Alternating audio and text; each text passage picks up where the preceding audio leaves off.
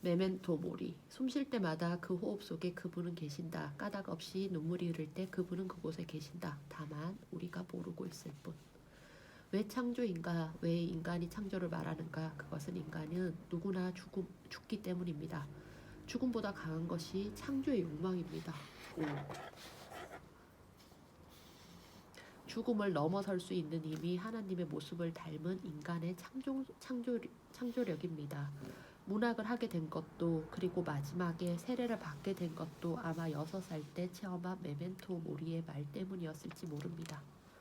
메멘토 모리. 목숨은 태어날 때부터 죽음의 기저귀를 차고 나온다. 아무리 보드라운 포대기로 감싸도 수위의 까칠한 감촉은 감출 수가 없어. 잠투정을 하는 아이의 이유를 아는가? 한밤에 눈을 뜨면 어머니의 숨소리를 엿듣던 긴 겨울밤, 어머니의 손 움켜잡던 내 작은 5손가락. 애들은 미꾸라지 잡으러 냇가로 가고 새들은 새 둥지 따러 산으로 가고 나 혼자 굴렁쇠를 굴리던 보리밭길. 6살 배기 아이의 뺨에 무슨 연유로 눈물이 흘렀는가? 너무 대낮이 눈부셨는가? 너무 조용해 귀가 멍멍했는가? 굴렁쇠를 굴리다 흐르던 눈물, 무엇을 보았는가? 메멘토 모리. 훗날에 알았네. 메멘토 모리. 메멘토는 라틴어로 기억하다, 생각하다는 뜻입니다. 그리고 모리는 죽음을 가리키는 말입니다. 그러니까 메멘토 모리라는 말은 죽음을 생각하라, 죽는다는 걸 생각하며 살라는 것을 의미하는 것이지요. 앞에 시에 쓴 그대로 친구도 없이 혼자서 대낮에 보리밭길을 굴렁쇠를 굴리며 지나가다가 울던 기억이 아직도 생생합니다. 싸운 것도 아니고 돌부리에 차인 것도 아닙니다. 귀가 먹먹하도록 고요한 대낮. 새하얀 햇빛 한복판에 서서 아무 이유 없이 뺨을 타고 흘리던 눈물방울을 느꼈지요. 생각해보세요. 학교에도 들어가기 전 6살짜리 아이가 무엇 때문에 울었을까요? 그리고 비밀처럼 아무에게도 말하지 않고 그것을 혼자 마음속에 간직해 왔을까요? 대체 그 대낮의 허공 속에서 나는 무엇을 보고 느꼈을까요? 이유도 없이 흘린 눈물의 의미는 무엇이었을까요? 내가 말하는 죽음이란 숨이 멈추는 육신의 죽음만을 두고 하는 소리가 아닙니다. 죽음은 손에 잡히는 모든 것과 그 관계 사이에 존재하고 있는 것들이죠. 색채가 있는 것, 형태가 있는 것, 숨쉬는 것. 이 모든 것들은 아무리 힘껏 잡아도 손가락 사이로 새어나가는 모래 같은 것이지요. 메멘토 모리는 나와 나 아닌 사람, 그리고 나와 나 아닌 사물들과의 거리를 나타내는 말이기도 하죠. 아이에게는 신과 다름없는 어머니와 나에게도 거리가 있다는 것을 그날의 눈물이 가르쳐준 것입니다. 밤에 혼자 눈을 뜨면 어머니의 숨소리는 들리지 않고 칠흑 같은 어둠 속에서는 벽시계의 시계추 소리만이 들려왔죠. 그럴 때면 몰래 주무시는 어머니 코에 고사리같이 작은 손을 대봅니다. 그리고는 뜨거운 숨결을 느끼고 나서야 안심하고 다시 잠이 듭니다. 100년도 살지 못하는 인간들이 돌을 쌓아 1000년 가는 성과 도읍을 세우는 까닭도 생명이 쉬 사라진다는 것을 알기 때문입니다. 죽음이 내 곁에 있다는 것을 눈치챈 그때부터 나의 곁에는 늘 하나님이 계셨던 것입니다. 아이들과 공을 차고 놀 때에도, 감기에 걸려 콧물 훌쩍거리며 혼자 누워있을 때에도, 내가 손을 뻗기만 하면 손이 닿을 수 있는 가까운 거리에서 하나님이 지켜보고 계셨습니다. 목숨 속에, 나의 숨결 속에 그분은 계셨습니다. 이렇게 간절하게 살고 싶은 그 욕망을 통해 우리는 그분을 만납니다. 그분이 바로 우리의 생명인 까닭입니다. 하나님이 믿기지 않을 때에는 그냥 목숨이라고 불러보세요. 그러면 이 뜨거운 나의 생명 속에 나도 모르게 합니까? 혹시 합니까? 맞아. 맞아. 이 뜨거운 나의 생명 속에 나도 모르게 숨쉬는 호흡의 리듬. 바다의 썰물과 밀물처럼 나의 날숨과 들숨의 운율을 타고 그분의 음성이 들려올지 모릅니다. 새끼손가락에 와닿는 어머니의 입김을 느끼고 나서야 잠이 드는 6살짜리 그 양볼에 흘렀던 눈물의 의미를 나는 알게 된 것입니다. 조금 바뀌었어. 메멘토 모리를 통해 어머니와 나의 관계, 하나님과 나의 관계는 가까워집니다. 죽음보다 강한 사랑, 모든 창조는 사랑으로부터 나온다는 것을 하나님을 믿기 전에는 몰랐습니다. 지금까지 내가 써놓은 글들이 아무리 아름답다 해도 독이 든 버섯인지도 모릅니다. 누구에게도 보여주지 않은 내 교토일기에는 죽음의 원죄 속에서도 무엇인가를 사랑하고 긍정하려고 몸부림친 낭자한 피의 흔적들이 엎질러진 잉크 자국처럼 번져 있습니다. 나에게 하나님은 행복이 아니라 언제나 그렇게 슬픔과 외로움으로 다가오는 존재입니다. 무릎을 깨뜨리거나 코피가 나면 엄마를 부르며 집으로 달려가는 아이처럼 상처를 입어야만 하나님을 부르며 달려가지요. 죽음의 의식 없이는 생명을 느낄 수 없는 것이 인간의 조건입니다. 죽음이 아니면 들을 수 없는 하나님의 음성, 이 원죄에서 벗어나 영원한 생명 속에서 어머니를 만나고 싶습니다. 아버지를 따르고 싶습니다. 그렇게 하나님을 만나보고 싶습니다. 무신론자는 아멘이라고 하지 않고 메멘토 모리라고 합니다. 교토 시절만 해도 나는 신 없는 이방의 사람으로 주님을 생각했던 것이지요. 나만의 일이 아닐 겁니다. 한국 사람들은 유난히 죽는다는 말을 많이 쓰지 않습니까? 말끝마다 좋아 죽겠다고 하고 슬퍼 죽겠다고 하고 우스워 죽겠다고 합니다. 배가 고프면 배고파 죽겠다고 하고 배가 부르면 이번에는 배불러 죽겠다고 하는 사람들. 처음에는 그런 동족들이 싫고 부끄러웠지요. 하지만 죽음은 삶의 극한 언어라는 것을 알게 되고 그것이 바로 하나님을 잊지 않고 살아가는 메멘토 모리라는 것을 알아. 우와, 표현 되게 좋은데요. 살기 죽기라고 하지 않고 죽기 살기라고 말하는 사람들. To be or not. To be or not. To be or not to be. 햄릿 대사도 사느냐 죽느냐가 아니라 죽느냐 사느냐라고 번역하는 사람들. 사는 것보다 죽는 것을 먼저 생각하는 한국인이야말로 메멘토 모리의 철학적, 종교적 민족이 아니겠습니까? 다만 라틴어로 말하면 의미심장한 철학적 언어요. 종교적 자본으로 들리고 한국말로 좋아 죽겠다고 하면 속된 생각, 부정적 의미로 생각해온 것이 우리의 과오였던 것입니다. 남의 나라 말에는 자기가 죽는 것과 남을 죽이는 것이 확연히 구별되어 있습니다. 한자어를 보세요. 죽는 것은 사이고 죽이는 것은 살이지요. 일본어로 죽는다는 시노이고 죽이는 것은 고로스입니다. 영어는 다이와 킬, 불어는 이거 어떻게 읽어요? 어떻게 읽어요? 모르겠어요. 네, 모르르 하고 튀를 이렇게 읽어야 되나요? 아유, 난관인데요. 그런데 유독 한국말에는 그렇게 죽는다는 말을 많이 쓰면서도 살이라는 말은 없습니다. 죽인다라는 말이 있지 않느냐 할지 모르나 죽인다는 죽다의 사역 동사입니다. 그렇구나. 먹다와 먹이다처럼 말입니다. 요즘 아이들이 널 죽인다라고 하지 않고 너 죽을래? 라고 하는 것도 마찬가지 맥락입니다. 역시 언어학자. 좋은데? 그래서 좋아요. 순수한 살해에 해당하는 말은 한자어로 밖에는 표현할 수 없습니다. 감동적인 순간, 최고의 기쁨과 만족을 느끼는 순간 한국의 아이들은 이렇게 말합니다. 죽인다, 죽여준다. 이제 아시겠습니까? 그때 굴렁쇠를 굴리던 6살짜리의 종교적 충동을. 오, 이 표현 너무 좋은데요? 어머, 너무 좋습니다. 네. 아버지의 이름으로. 당신이 위키피디아와 도움을 필요로 하듯이 위키피디아는 당신의 도움을 필요로 합니다. 인터넷 백과사전에 이 선전문에 하나님이란 말을 대입해보라. 사람들은 누구나 자신의 섬을 갖고 삽니다. 로빈슨 크루소처럼 무인도에서 표류 생활을 할 때가 있습니다. 나의 교토생활 역시 그런 표류도에서의 삶이었고 그 섬을 통해서 조금씩 영성의 키가 자라고 있었습니다. 어렸을 땐 높은 마루에서 떨어지는 꿈을 꾸면서 키가 컸듯이 영성의 키는 죽음의 심연으로 추락하는 악몽을 통해서 성장해 가는가 봅니다. 오리도 가리도 없는 밤이란 또 어찌하리오라는 고려때의 노래 청산별곡이 생각나는 밤입니다. 낮에는 연구실에서 그럭저럭 지내지만 밤에는 혼자 누워 천장만을 쳐다봅니다. 온종일 혼자 방 안에 있을 때도 있습니다. 네 이웃들은 모두가 인사도 변변히 나누지 않고 지내는 외국인들이지만 그래도 이따금 누가 내 방문을 노크하는 것 같은 인기척을 느끼고 놀라 일어나 방문을 열어본 적도 있습니다. 물론 어둠뿐이었죠.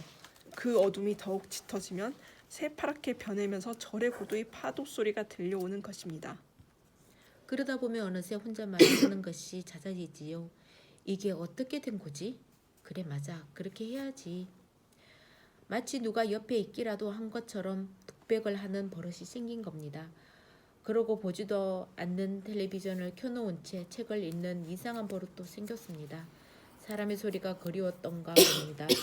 어떤 때에는 옆방에서 아버지의 헛기침 소리가 들려오기도 합니다.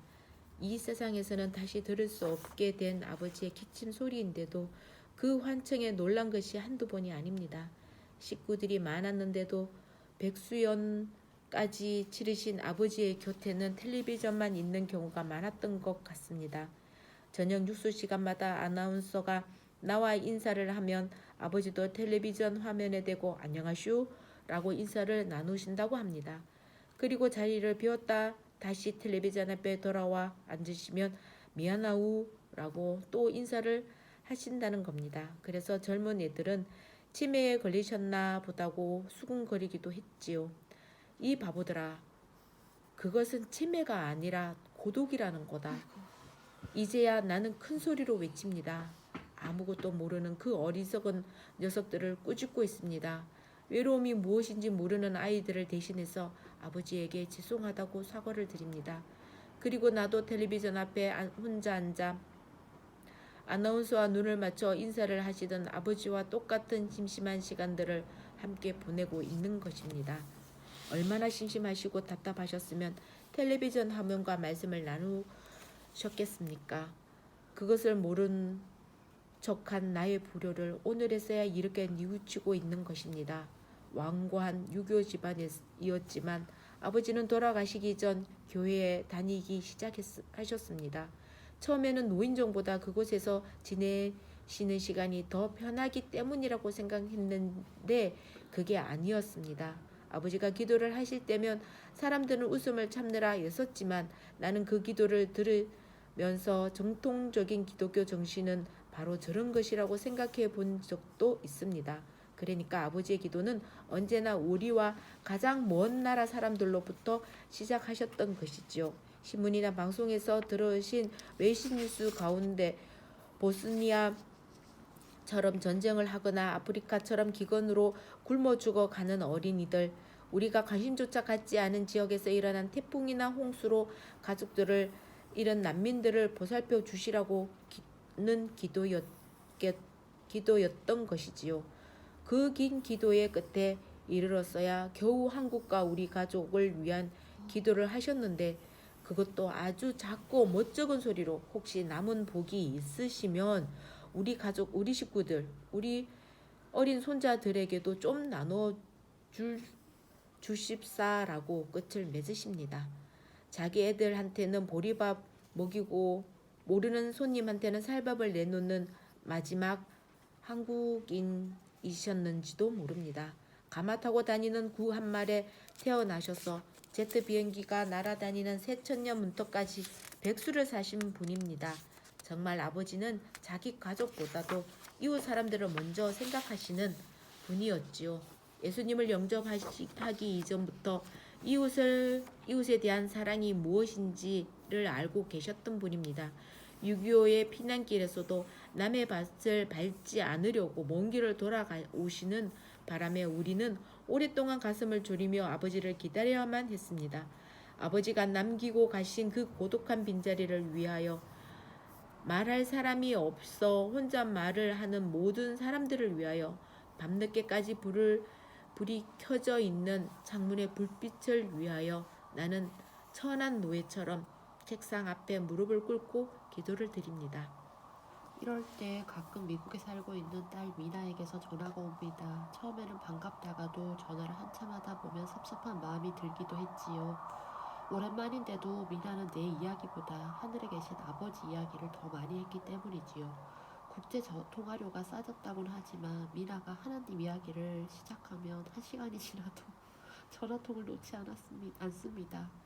야, 하나님 아버지만 아버지냐? 땅에서 살고 있는 아버지도 있지 않니? 몇 번이고 긴 통화를 맞고 핀잔을 주려다가 참습니다. 성경 말씀에 관한 이야기, 교회에서 큐티를 한 이야기, 법정에서 소년 범죄자를 변호하고 그 그 소년을 회심하게 한 이야기를 듣다가 울컥 화가 날 때가 있지요. 무엇보다 그렇게 똑똑했던 아이가 어떻게 하다가 광신적인 아줌마와 다름없는 소리를 하고 있는지 그것이 싫었습니다. 대학 전과목을 스트레이트 A로, 그것도 영문학과 복문학 O 복수 전공을 3년 만에 마치고 엘리트 조기 졸업을 한 소문난 재원이었지요. 압니다. 자식 자랑을 하는 것이 삼불출의 하나라는 것을 왜 모르겠어요. 하지만 나는 지금 자식 자랑이 아니라 자식 흉을 보며 불평을 하고 있는 중이니까요. 것 같은데. 그러게요. 영문학을 하겠다고 미국에 유학을 가 석사까지 마치고는 어느 날 갑자기 법대로 옮겼대. 계속 자랑인데요. 자랑이죠. 법대로 옮겼다는 거지요. 그리고 그 어려운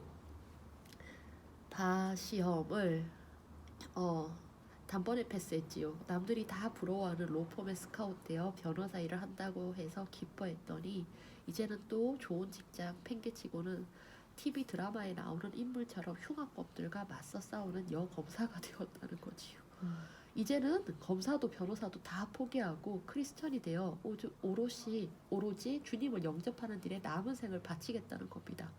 그래도 나는 불평을 할 수 없었지요. 불행과 절망 속에서 미나를 지켜주고 위로하고 새 삶으로 인도해 주신 분은 지상의 이 아버지가 아니라 하늘에 계신 아버지였기 때문입니다.